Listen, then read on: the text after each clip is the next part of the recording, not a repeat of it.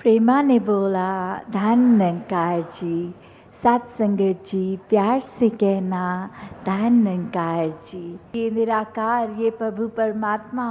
चाहे जिस नाम से भी हम संबोधित करें, ये जो ना इसकी शुरुआत ना इसका अंत, सदैव रहने वाली जो ये सच्चाई कि हर समय ये दातार जो स्थिर है, तो उसके साथ जब जुड़ना है तो मन में ये भक्ति का भाव आता है और फिर वो भक्ति ऐसे शुरू होती है जब ये प्रभु परमात्मा जो अंग संग है, इसको देख के, इसको जान के, फिर इससे प्यार करके वो भक्ति भरा जीवन शुरू हो, वो भक्ति में आनंद आए और फिर वो आनंद इस तरह का कि संसार में, जीवन में जो भी सर्कमस्टांसेस चल रहे हों, उसके साथ ये मन उतार चढ़ाव का एहसास ना करे। ये जो भी इमोशंस आते हैं वो आके एक निकल जाते हैं। तो जिस तरह आजकल संसार में भी हम देख रहे हैं कि मन बहुत उदास भी रहते हैं, एक depression is on the rise, तो कैसे मनों को स्थिर रखा जाए। कभी भी चाहे कोई भी अवस्था में हो, एक बच्चे हों, बूढ़े हों, हम कैसे भी हैं, उस चीज़ों से रिलेटेड कि कोई जॉब नहीं मिला तो परेशानी, एक मन में एक अगर कोई रोमांटिक रिलेशनशिप है, कोई ब्रेकअप हो रहा है तो दिल में वो भारीपन होता है। कभी कोई दूर देश जाने का एक प्लान हो और फिर वो वीज़ास की प्रॉब्लम, ऐसे कोई भी एक सिनेरियो को अगर हम देखें तो अक्सर मन कोई चीज़, किसी इंसान से इतना जुड़ जाता है कि जो अपनी इच्छाएं ख्वाहिशें हैं वो ना पूर्ण हो तो ये दिल टूट जाता है। और फिर अक्सर ये देखा गया है कि जैसे ही वो निराशा होती है, एक ह्यूमन टेंडेंसी सारे वो हालात को ख़राब होने का एक वो ब्लेम जाता है इस दातार, इस प्रभु परमात्मा पे कि आप हमारी ज़िंदगी को ठीक नहीं रख रहे हो, जो हमें चाहिए वो दे नहीं रहे हो। पर इस परमात्मा को पता है क्या सुखदाई है हमारे लिए, क्या हमारे लिए अच्छा है। तो वैसे ही कभी कभी बस हमारा नज़रिया इतना नैरो माइंडेड हम हो जाते हैं, हम लार्जर पिक्चर को एक बड़े विस्तार से नहीं देख पाते, हम बहुत छोटी चीज़ पे ही नज़र अड़ा लेते हैं, तो फिर वहाँ तंगी का एहसास होता है। तो परमात्मा तो आगे पीछे करंट सबकी जानता है और जो हमारी बेहतरी के लिए है वही कर रहा है। जैसे एक उदाहरण कि एक बगीचे में दो दोस्त जाते हैं और वहाँ से जब आते हैं तो फिर जो तीसरा दोस्त जो उनको बाद में मिलता है, कहते हैं कि मैं आने में लेट हो गया, इस दौरान अब जो गार्डन देख के आए हो उसमें क्या एक्सपीरियंस किया।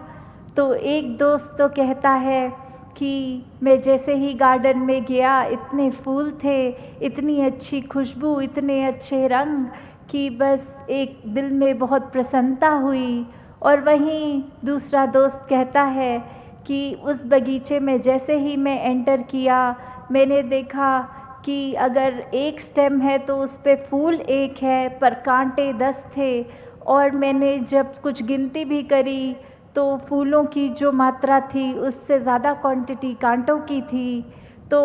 एक मेरा तो एक्सपीरियंस ये रहा कि फूलों से ज़्यादा कांटे थे। तो यही एक मन की अवस्था हो जाती है जब एक ही चीज़ में दो अलग इंसानों का ये नज़रिया कितना भिन्न भिन्न, जो जैसे बात कही भी जाती है कि जैसी दृष्टि वैसी सृष्टि। हम अगर किसी में कुछ पॉजिटिव देखेंगे तो पॉजिटिव ही दिखेगा, अगर मन हमारा सिर्फ सबकी बुराइयां करने में ही लगा है तो वही मिलेगा, तो नज़र भी वही आएगा। तो किस प्रकार हम जब अपने जीवन में एक इस तरह का ही नज़रिया देखते हैं कि एक मन उदास है तो सब उदास दिखता है, मन खुश है तो सब अच्छा दिखता है, तो कैसे ये रोज़ रोज़ अपने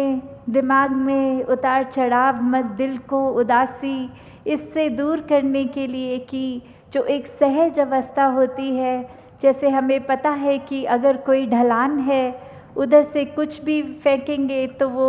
ग्रेविटेशनल और स्लांट का अगर रूप है तो वो झरना नीचे को नदी का रूप और नदी सागर में ऐसे जुड़ जाती है। वो बहुत ही एफर्टलेस एक सहज चीज़ हो जाती है। तो जैसे हर एक को वो पता है कि हम एक डिवाइन जो बात हर एक मनुष्य में ही है, वो एक बायसनेस, एक ऊंच नीच, जाति पाति, किसी भी एक तंगदिली से नहीं, ये परमात्मा जिसकी अंश आत्मा हर एक के अंदर है, तो फिर ये भेदभाव ख़त्म हो जाते हैं। दिल से दिल सिर्फ प्यार करते हैं। और जब दूसरों में हम खुद को देखते हैं जैसे आईना देख रहे हों, तो फिर एक हमारा दिल हर एक से पूरे संसार की बेटरमेंट ही चाहेगा, हर एक से प्यार ही करना चाहेगा। तो किस तरह एक इंसान बन के आए हैं मनुष्य चोले में, तो सबके दुख परेशानियों का कारण ना बने, हर एक के आंसू पोंछने वाले कर्म हों हमारे, हर एक को खुश जिस तरह रख सके, कोई कंफर्ट दे सके, उस तरह एक खुशी आगे देते चले जाएं। कैसे एक जो उद्देश्य रहा है कि बाकी अगर हम देखें सब स्पीशीज़ जितनी भी दुनिया में हैं, उसमें एक उनका खाना, सोना, उठना, उस तरह की इतनी कॉमन चीज़ें जो एक मनुष्य में आता है। तो जो मनुष्य को एक सुप्रीम स्पीशी कहते हैं, वो इसलिए ही क्योंकि ये ही एक जीते जी जीवन काल में पॉसिबल है कि हम अपने मन का नाता इस परमात्मा से जोड़ लें, और वो किसी भी योनि में हो नहीं सकता। तो जीते जी ये सच की दात प्राप्त कर लें, ये ब्रह्म ज्ञान लेकर अपने जीवन को संवार लें और एक बेहतर इंसान बनते हुए जीवन को जीते चले जाएं कि हम सिर्फ एक अपने ऊपर ही फोकस ना करें, एक वाइडर पर्सपेक्टिव, एक हर एक के लिए भलाई के लिए जो काम है वो करते जाएं। तो किस तरह एक संसार को अगर हम चाहते हैं सुधरना, तो खुद से शुरुआत करके ये स्प्रेड होगा, ये एक एक तक ये अच्छाई फिर इसका एहसास होगा, हर कोई सुधरता चाहेगा। तो जहाँ हमें नज़रिया इस तरह नहीं रखना कि दूसरा इंसान कुछ गलत कर रहा है तो इसलिए वो हम भी लिबर्टी ले लें, वो उसको कुछ हमें कभी दिखता है कि एक कुछ कार्य गलत करके भी उसके जीवन में तो फिर भी खुशहाली है, और वहाँ दूसरी तरफ एक इंसान कुछ सब कुछ ठीक करता जा रहा है तो भी उसके एक जीवन में बहुत परेशानियां हैं। तो इसलिए ये अट्रैक्टिव अगर लग रहा है कि गलत करने का रास्ता ले लें, तो मन में तो फिर भी वो एक हमें उस समय लगेगा कि शायद ये अच्छाई करनी ही क्यों है,